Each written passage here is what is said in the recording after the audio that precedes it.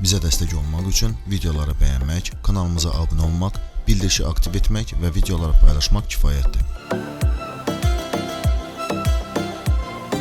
Videonu izlədiyiniz vaxt ərzində ekranın sağ yuxarı küncündə bu işarəyə daxil olaraq bizim səs vermələrimizdə iştirak edə bilərsiniz.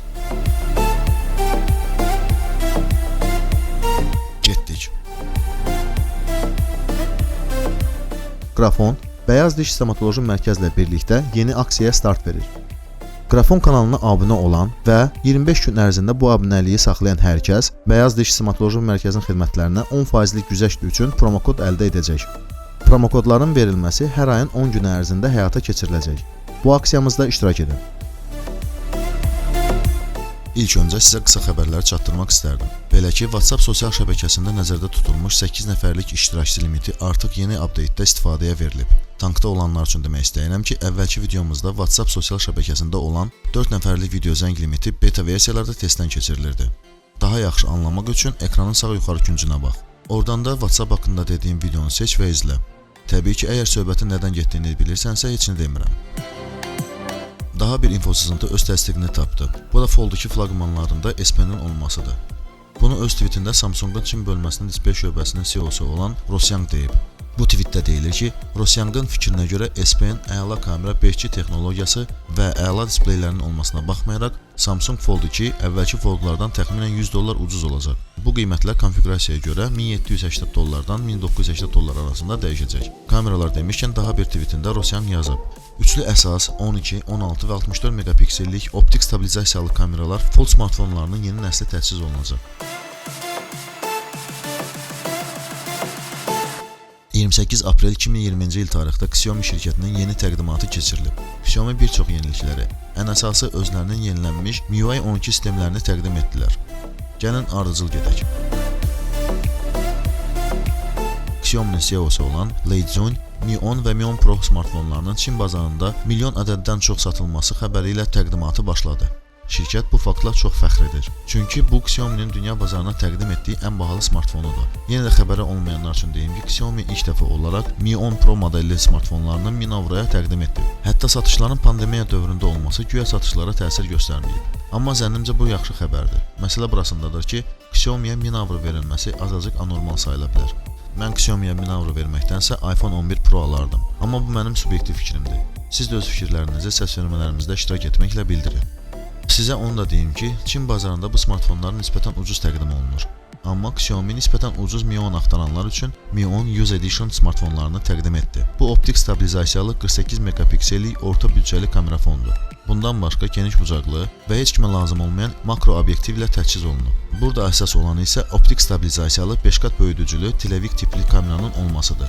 Digər parametrlər siz ekranda görürsünüz. Displeyi 6,57 inçli Full HD Plus 2400-ün 1080 pikselli AMOLED-dir. Əsas kameraları 48, 8, 8, 2 megapikselli, frontal kamera 16 megapikselli, prosesoru Snapdragon 765G, operativ yaddaş 6 və 8 GB, akkumulyator 4160 mAh, 22,5 W'lıq cəld şarj, çəkisi 192 qram.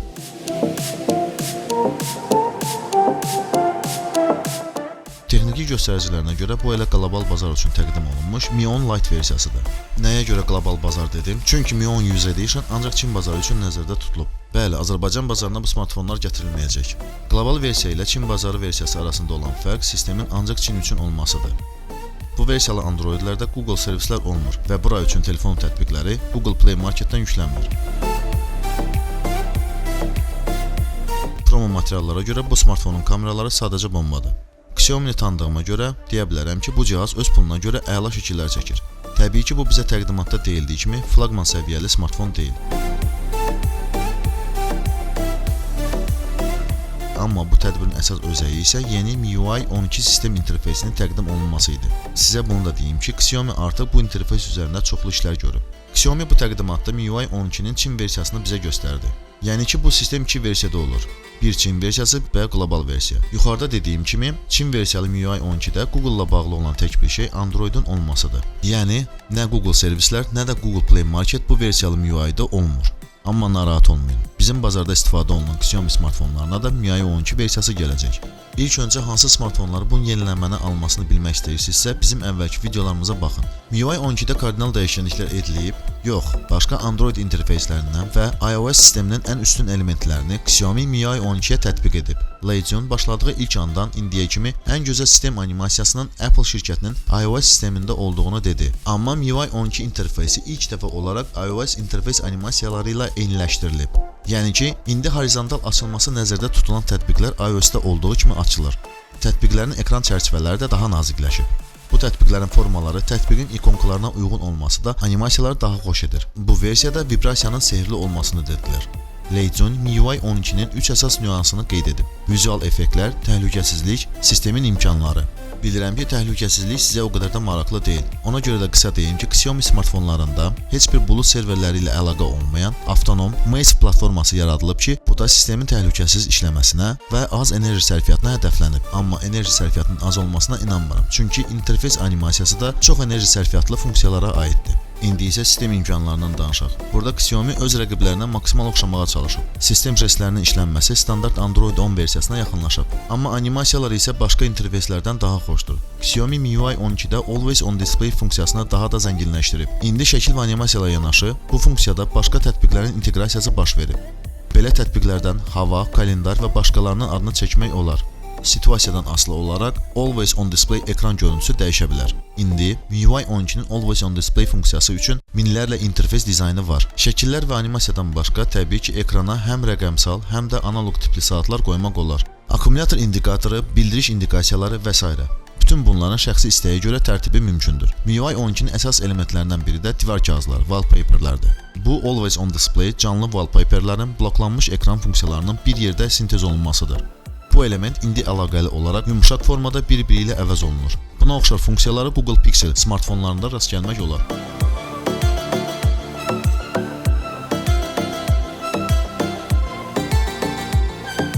Amma Pixeldə seçim kasıb olsa da, MIUI 12 bu cəhətdən tam fərqlənə bilib. Dark Mode 2 versiyası da yenilənib. Yeni Dark Mode 2 versiyasında şriftlərin kontrastlığı sutkanın vaxtından asılı olaraq dəyişdirilir. Bundan başqa Xiaomi proqramçıları multi-ekranlı funksiyanı Samsung'un One UI 2 interfeysindən istifadə ediblər. Məsələn, bildiriş gəldikdə bu pəncərəni aşağı dartmaqla ekranda ekran rejimini aktiv etmək mümkün olacaq. Amma bilmək olmaz ki, bu funksiyaların enerji effektivliyi necə olacaq.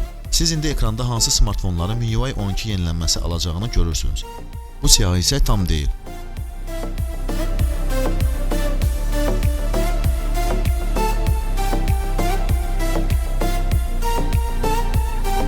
Qrafon, Bəyaz Diş Stomatoloji Mərkəzlə birlikdə yeni aksiyaya start verir. Qrafon kanalına abunə olan və 25 gün ərzində bu abunəliyi saxlayan hər kəs Bəyaz Diş Stomatoloji Mərkəzinin xidmətlərinə 10%lik güzəşt üçün promokod əldə edəcək. Promokodların verilməsi hər ayın 10 günü ərzində həyata keçiriləcək. Bu aksiyamızda iştirak edin. Kanalımıza abunə olmağı unutmayın. Bildirişi aktivləşdirin ki, yeni videoları qaçırmayasınız. YouTube'da olduğumuz üçün sizinlə sağollaşmıram.